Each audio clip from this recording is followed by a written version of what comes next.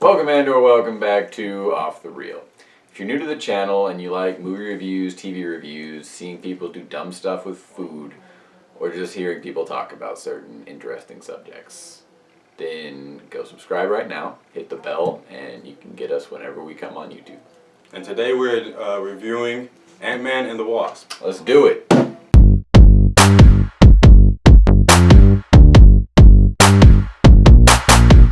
So this movie is set before Infinity War, came out after. So basically what we're seeing here is a fill-in of what Scott Lang was pretty much doing during Infinity War, or around the time of Infinity War, at least. And basically he's been on house arrest because he was captured by the FBI during the events of Civil War. And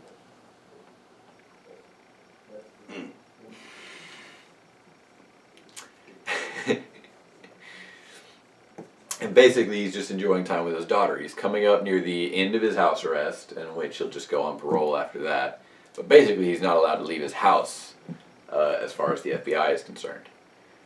But what happens is, Hope Van Dyne and Hank Pym are working to rescue Janet Van Dyne, the original Wasp, from the quantum realm. There's also a couple little subplots as far as the villains go. Like, that's the main plot. And then there's a subplot of Ghost is the daughter of one of Hank Pym's associates. He tried to build a quantum tunnel to go straight into the quantum realm. It blew up. Parents died. Ava ended up with quantum realm, quantum phasing powers. Basically, like they said in the movie, throwing quantum in front of everything. Yes. Then we have Walton Goggins' character, who is a shady businessman who is seemingly an idiot but also very well versed in futuristic technology. And basically he's just been supplying Hope and Hank with what they need to build their quantum tunnel. Yeah. And it all kind of comes to a head when they need Scott to locate Janet within the quantum realm. Walton Goggins' character, whose name I do not know, because not that relevant. He wants a little bit more. He wants kind of a scoop of what Hope and Hank have. He wants to... What did he want to do again? He wanted to sell their stuff for profit or whatever. Yeah. Basically, he wanted to get into business with them and take a share for himself or something along those lines. And Ghost is looking to solve her problem because she is dying. She wishes to solve her problem by taking the quantum energy from Janet Van Dyne as she escapes the quantum realm. It's really complicated to see and understand without the movie. And honestly, doesn't really make sense in the context of the movie either. So let's jump right into it. Creativity. I'm leaning towards yes on this one. I'm leaning towards no on this one. I think we're going to be very opposed on this movie. Which is backwards, because you love Marvel movies. Yes. I hate Marvel movies. Like, I love Marvel movies, and this one I was just like, I really liked this compared to other Marvel movies. What was creative about it? Well, for one, original. It's not a movie about Ant-Man. It's a movie about Scott Lang. There's no superhero feel to this movie. Yeah. There are no superheroics. It's like the suits are a means to an end, and I think that's something very unique for Marvel. I think Marvel usually is just as much about their superhero persona going through the works as it is just completing the film, whatever. But this one, it's about the people, and the suits are just something that accents it. For me though, it's like, I don't know, it kind of just felt like a normal Marvel movie. It just felt, I mean... Yet you don't like it.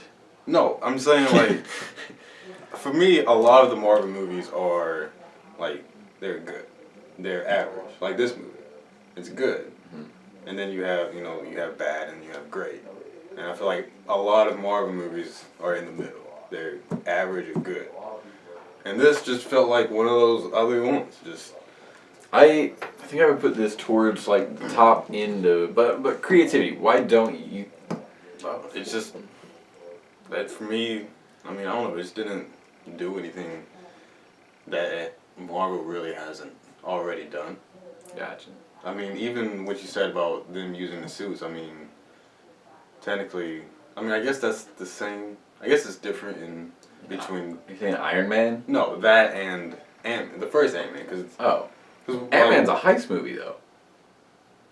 yeah, but it's like they didn't really use it for like superhero stuff. You know what I'm saying? Except when they had to stop. Except when they had to stop the big evil maniacal villain. I don't know. It just.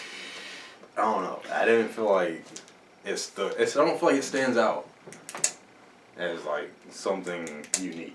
I like the route they took.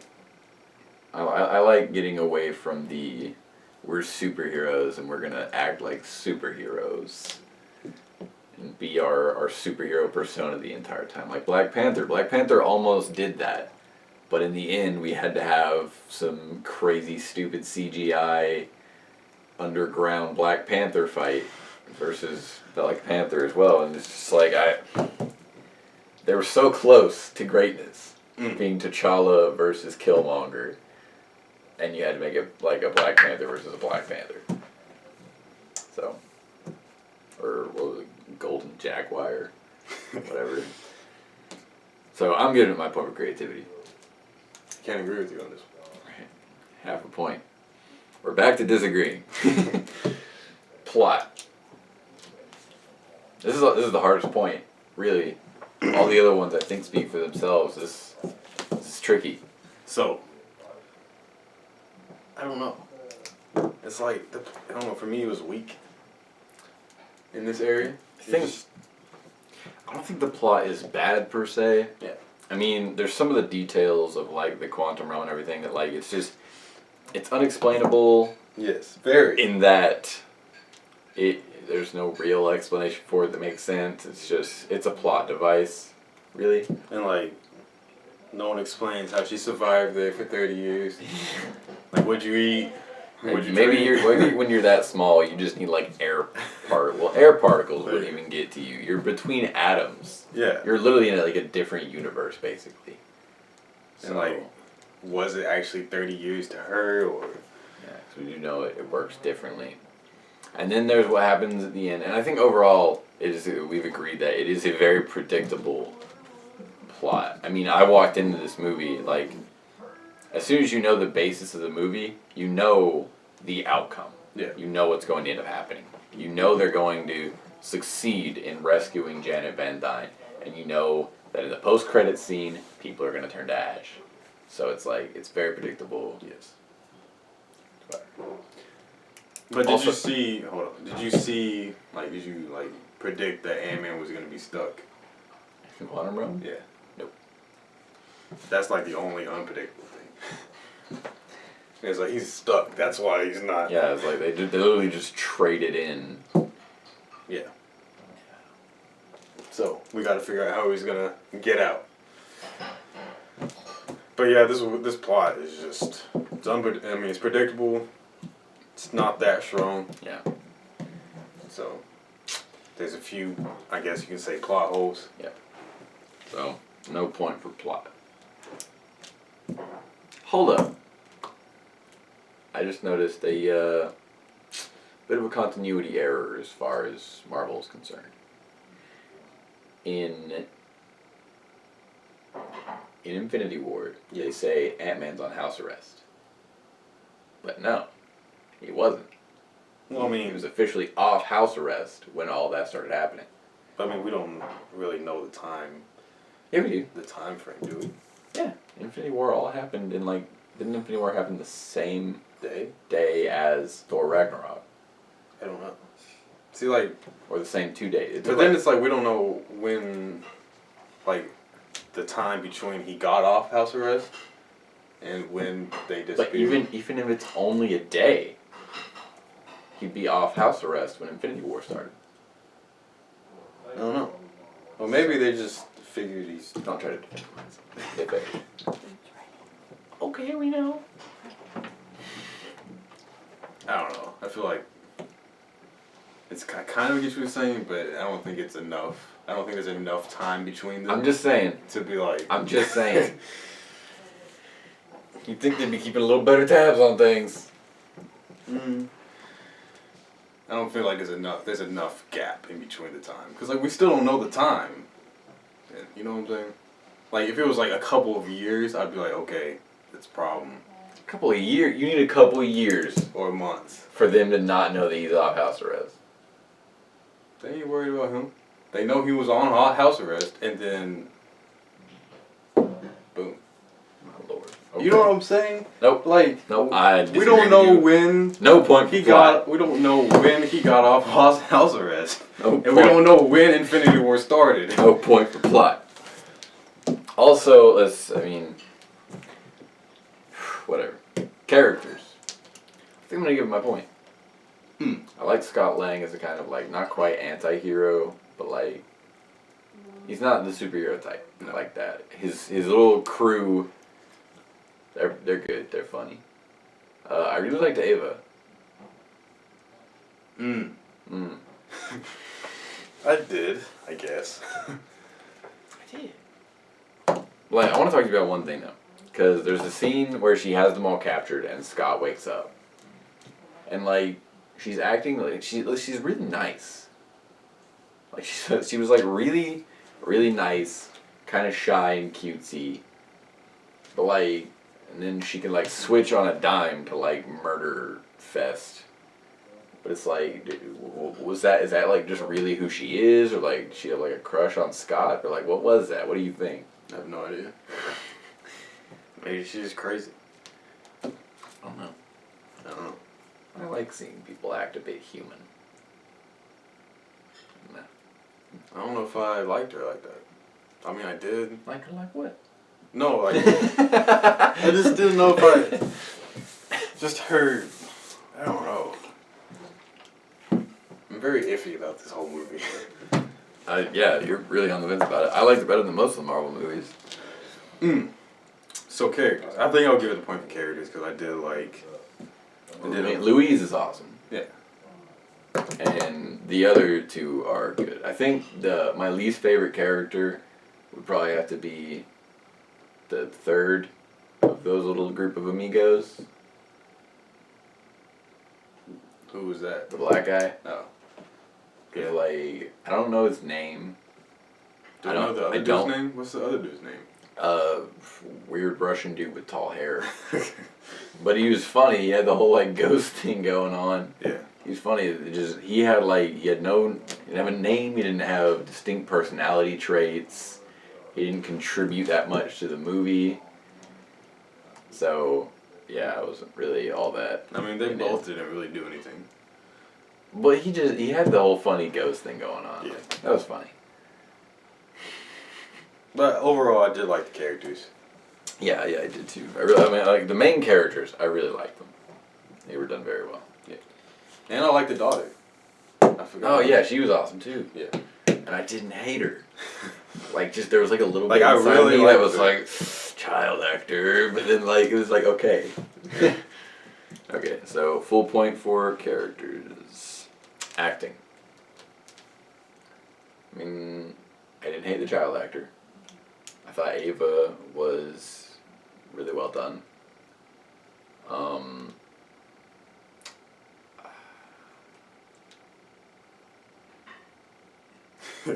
Paul Rudd does pretty good. Paul Rudd, yeah. I mean, like I feel Solid. like as far as this goes, like Paul Rudd's really on top of his acting game because he's a comedy guy. Yeah. And usually does just like slapstick or whatever, and he doesn't really have to bring out emotion or like high quality acting that much. But I think in this, he really does jump on it.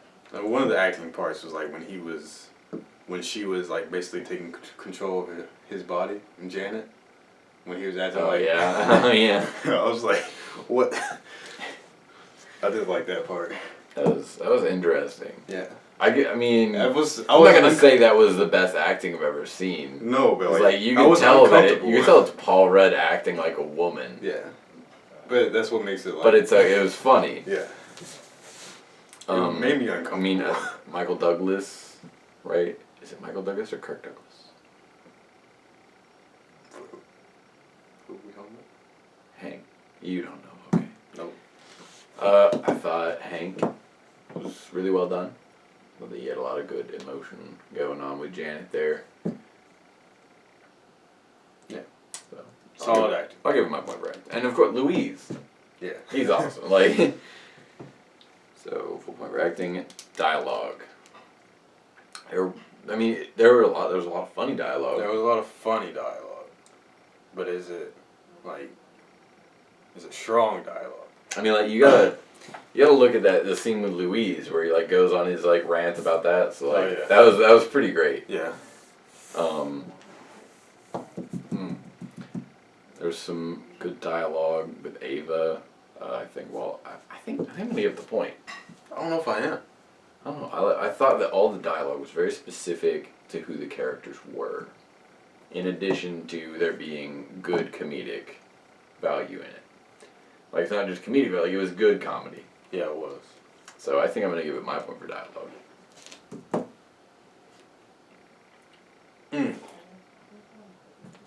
I think I'm gonna give it the point, but it's not a strong point for me.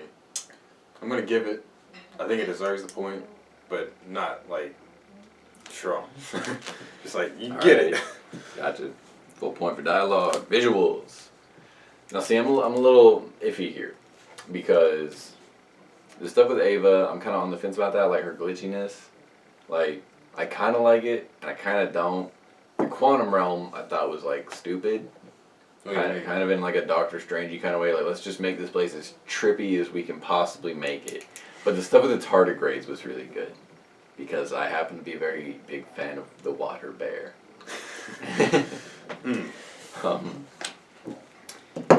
But the visuals with like, you know, the size. Yeah, the size changing. The way that plays into the action, that was very good. The action was good, period. The car scenes, like cars going tiny and stuff, that's good stuff. I think just all the size changing things. Looks good. Like the salt, I enjoy that every time. I must have watched the trailer like 20 times, and I've enjoyed the salt thing every time I've watched it. It's good. See, yeah, I think that's where like the movie, that and the comedy, that's where it shines. Mm-hmm. Like the size changing and everything. Yeah. Oh, yeah. It just reminded me of something. But the quantum realm, I can't support. It looks. I mean, what's it supposed to look like? I don't know. Black. Better. Yeah, it could have looked Like, it's just like it's like a rainbow lake of just blah blah. Like, what is happening? Yeah, I don't know. I get it's like beyond comprehension or whatever, but like seriously, what's going on there? Like, give it some stylistic appeal here. Because a lot of it's just random. Another thing with the visuals is back in Luis's talking truth serum scene, like them like mouthing. Yeah, like it was just yeah. That was good. That was really good. Physical comedy. I don't know what it's called, but it was good. But yeah, so I'm giving it my point. All right, full point. Soundtrack. Nope. I don't even know what soundtrack was in this movie. Yeah, it goes completely unnoticed. Like, I don't remember. I mean, I guess in some movies you might count that as a good thing, but I mean, the soundtrack. I don't remember. Yeah. And like when you don't remember, the soundtrack for the trailer, like the song they used for that was really good. Yeah. But then like this movie, all the music is forgettable. Except for when dude was talking about the ghost, and it started playing that music.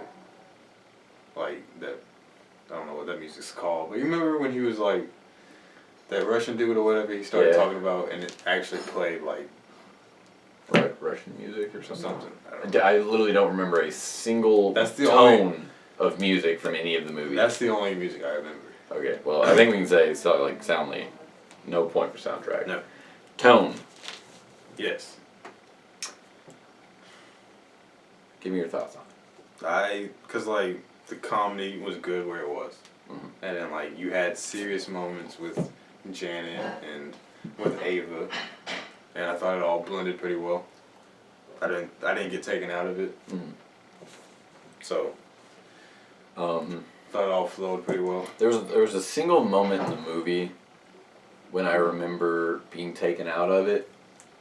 But yeah, I do think overall the comedy is where it should be, and the action and like the serious moments, usually with Ava, I thought it was all done really well. Yeah. So I'll give it my point as well. And for me, like the comedy, it fits the movie. Yeah. Cause like sometimes in any movie, like comedy doesn't really fit like these specific characters, and like the comedy that was there worked well for what was going on and like who the characters were. So Full point for tone. Impact. I mean, no, it. see, it's hard to judge because it like just came out, Yeah. and like I feel like it's doing better than the first one.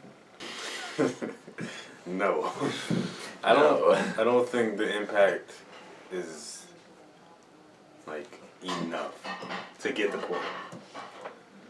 Like it's good, you know, it is what it is, but I don't think, and it's been getting some pretty good reviews, but like I don't think the impact is there overall. So I'm not gonna give it.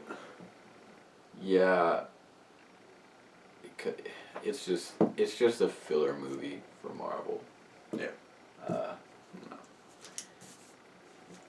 No point for impact and opinion. I liked it. More than average. Yeah. Really? Because you've been trash talking it. I like most Marvel movies. I enjoy most Marvel movies. Do you like it better than the average Marvel movie? That's a good question. I don't know. Maybe I need to rewatch it. I don't know. I enjoy the comedy. I'm giving it I my actually point. laughed. I'll say it right now. I'm giving it my point. I'm gonna give it mine. I enjoyed it. Full point for opinion. So right now we're sitting at 1, 2, 3, 4, 5, 6.5 points. 6.5 for Ant-Man and the Wasp. Is that a worthy score? I thought it was really good. I'm giving it my extra half a point. I think I'm gonna leave it there at 7. Alright. Our final score for Ant-Man and the Wasp is a 7.0. We'll see you Monday. We will not be doing a part 2. Tell me though, who was your favorite character in the film? Probably just Ant-Man. Scott Lang. I actually I'll like go with Ava, man. I actually like the daughter. Yeah. Like I really enjoyed like. Yeah, I was thinking I could be your partner. But yeah, I have to go Ant-Man. I'm going with Ava. I thought Ghost was a good villain. I don't think she was. Well, who's your least favorite? Probably what's his face? Bill? Yeah. Or Birch? I think Birch. Walton Goggins? Yeah. The villain number 2? Yeah. Or number 3? I don't know. Okay, whatever. I always like Walton Goggins when I see him, so. Thanks for watching. If you liked it, go ahead and hit the like button, and don't forget to subscribe. See you Monday. Stay toasty.